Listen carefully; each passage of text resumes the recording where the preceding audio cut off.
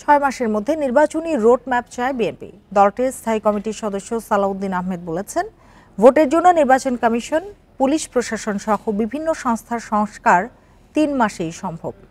তিনি আরও বলেন, ছাত্র জনতার যে চাওয়া তা কখনোই অন্তর্বর্তী সরকার পূরণ করতে পারবে না।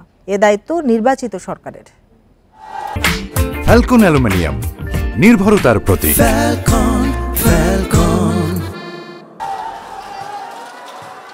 ছাত্র জনতার 23 দিনের আন্দোলনে ক্ষমতা ছাড়তে বাধ্য হয় শেখ হাসিনা সরকার। এরপর ডক্টর ইউনূসের নেতৃত্বে দেশ পরিচালনার দায়িত্ব নেয় অন্তর্বর্তী সরকার। নতুন সরকার দায়িত্ব নেয়ার পর অনেকের প্রশ্ন, কতদিন থাকবে এ সরকার?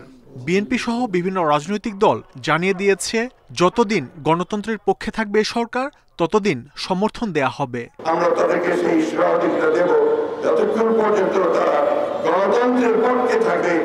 তবে বিএনপির স্থায়ী কমিটির সদস্য সালাউদ্দিন আহমেদ বলছেন, অন্তর্বর্তী সরকারের মেয়াদ 3 মাসের জায়গায় সর্বোচ্চ 6 মাস হতে পারে। 3 মাসের ভিতরে নির্বাচনটা দিতে পারবে এটা আমিও মনে করি না, সাধারণ মানুষও মনে করে না। সেই জন্য আমরা এটাকে ডবল করতে পারি, এই স্প্যানটা, এই টাইমটা, সেটা 3 থেকে 6 মাস হতে হবে। এই 6 মাসের মধ্যে যদি অন্তর্বর্তীকালীন সরকারের মাননীয় প্রধান উপদেষ্টা যদি একটা রোড ম্যাপ দেন এটা নির্বাচনের জন্য, যত শীঘ্রই সম্ভব একটি গণতান্ত্রিকভাবে সুষ্ঠু নির্বাচনের মধ্য দিয়ে একটি রাজনৈতিক সরকার প্রতিষ্ঠিত হয়, ততই দেশের জন্য কল্যাণকর। তিনি বলেন, ছাত্র জনতার প্রত্যাশা পূরণে রাজনৈতিক দলগুলোকে আন্তরিক হতে হবে, না হলে জাতি ক্ষমা করবে না। এই সংস্কার, এই রিকমেন্ডেশনগুলো সবগুলো বাস্তবায়নের দায়িত্ব কিন্তু অন্তর্বর্তী সরকারের নয়।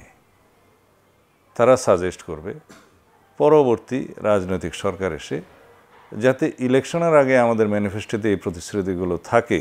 এইবার যদি আমরা ব্যর্থ হই, এই জাতি কখনোই আমাদেরকে ক্ষমা করবে না। সুষ্ঠু ভোটের মধ্য দিয়ে বিএনপি ক্ষমতায় আসলে ছাত্রদের দাবি পূরণের আশ্বাস দেন বিএনপির এ নেতা।